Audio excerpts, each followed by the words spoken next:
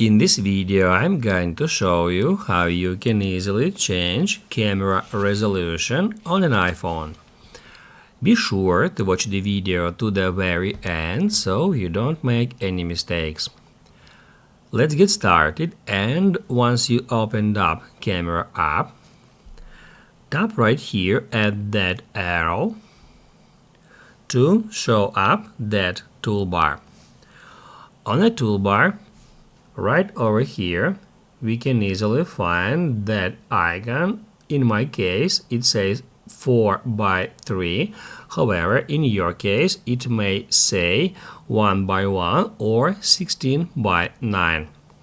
And then, guys, all we have to do is just tap on it and it will show you that options. So actually, that's how we can change camera resolution or aspect ratio from 4:3 to square.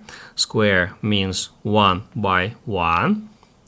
Now that frame has equal width and height, and also in the same way we can change it to 16:9.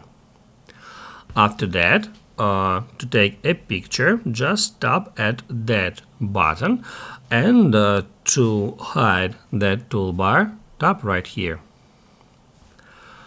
If this video helped you out, don't forget to hit the like button.